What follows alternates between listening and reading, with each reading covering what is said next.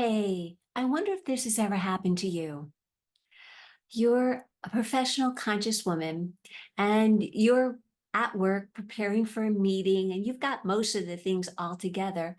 And the meeting isn't until the afternoon, and then you get an email that says, "Oh, the meeting has been bumped up to like in 15 minutes." And the first thing you want to say is OSH, and yet you're at work and it's not exactly polite to use four-letter words. Or maybe you're going to give a presentation. It's a big event. And there's also like a meal or drinks or something that are, refreshments are served.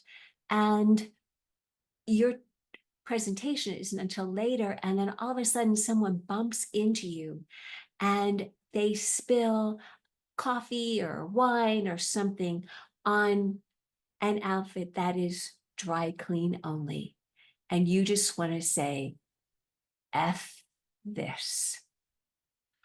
Or maybe you've been out shopping and you have all the things, and you go up to the register to pay for something, and you look into your purse, and where's your wallet?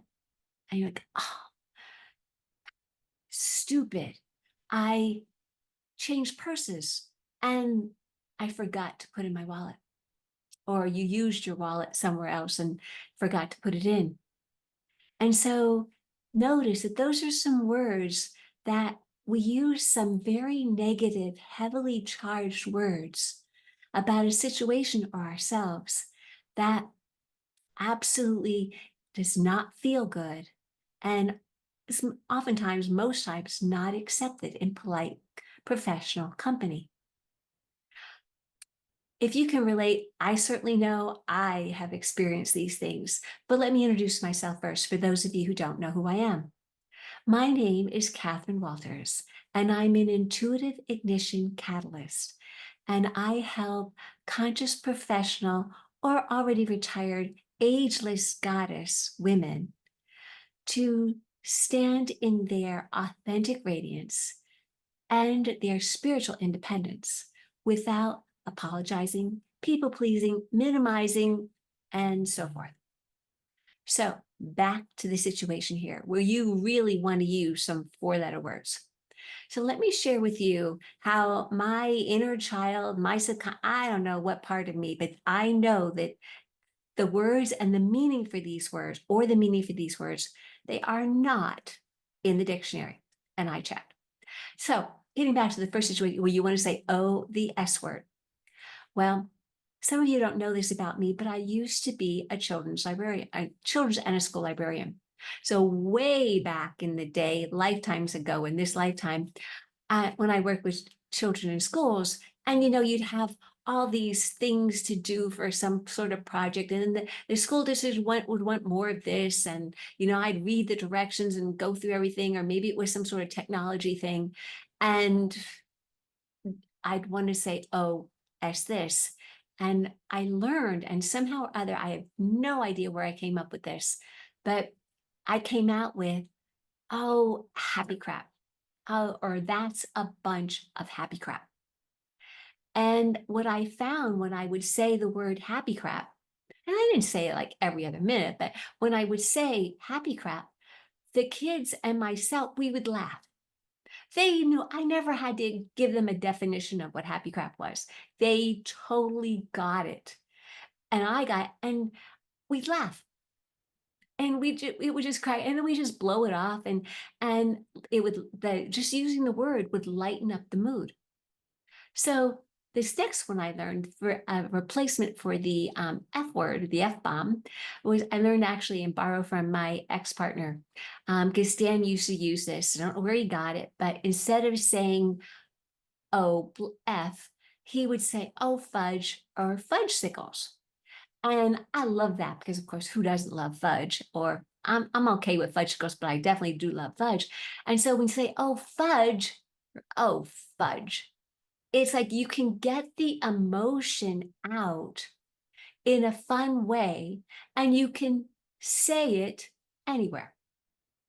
The other one where I use the word stupid when, criticism myself for making a mistake, I have learned to switch the word from stupid to a completely made up word, which is skilly. Skilly. Skilly would be how I would say it. And it's silly, but it brings in that again, it's like it lightens the mood, and it's not heavy, it's not derogatory, it's not putting myself down. It's actually fun, and I love saying skilly. I'll tell my kiddies when they knock over something, or take litter out of the litter box, that they're being skilly. And so it keeps the vibration high. And that's why I'm sharing this with you.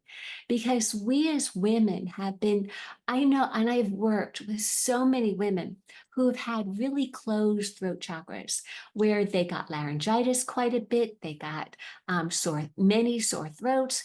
When they would go to speak, you have to ask them to repeat it. I know this happened to me a lot because they spoke so softly. I'll repeat that. They spoke so softly, you couldn't hear what they were saying. Or they put their hand in front of their mouth, so it was muffled.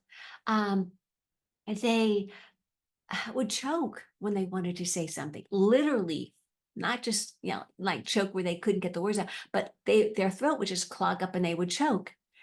And so it's at those times when we really want to communicate, to express ourselves, express our needs, express our desires in intimate conversations. You want to express, and it can't come out.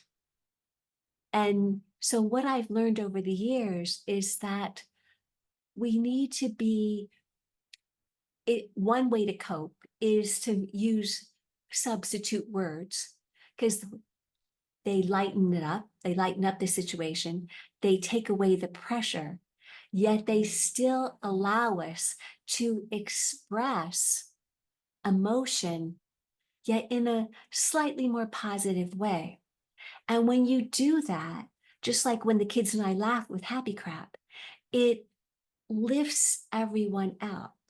And the importance of this is that instead of staying in anger or lower vibration, when you switch up to laughter, which is closer to joy, that's like going from like 150 to over 500 in power versus force, if you know the book, and by Dr. David Hawkins. And when you shift the emotion, you shift the vibration, then you have power, because your words have power. So the reason I'm sharing all of this with you is because words do have power. And your words, especially as the powerful, expressive soul being that you are, you have such wisdom and such power, such insight, that your soul, your heart is longing to express.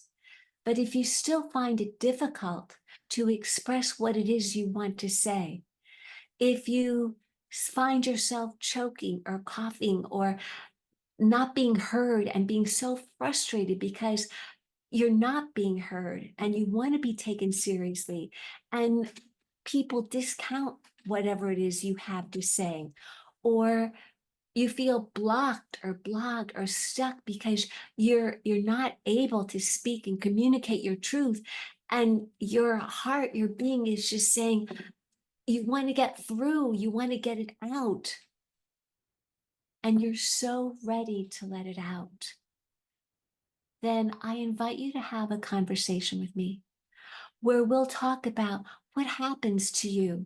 Where are those areas, those situations, circumstances, or people where it's really difficult for you to clearly, authentically express your needs, your wants, your desires, your voice, your insights, your opinions, and what it is that you long for, how it is that you truly want to communicate. Maybe you want to write a book.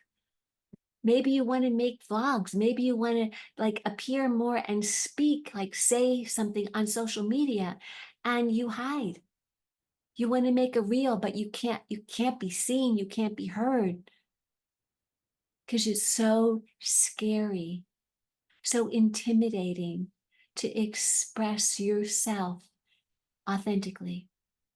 So we'll talk about that and your bigger vision for you and help you to see that there is a way for you to feel safe and comfortable and able to express yourself as your soul longs to express who you are and what you are here to share.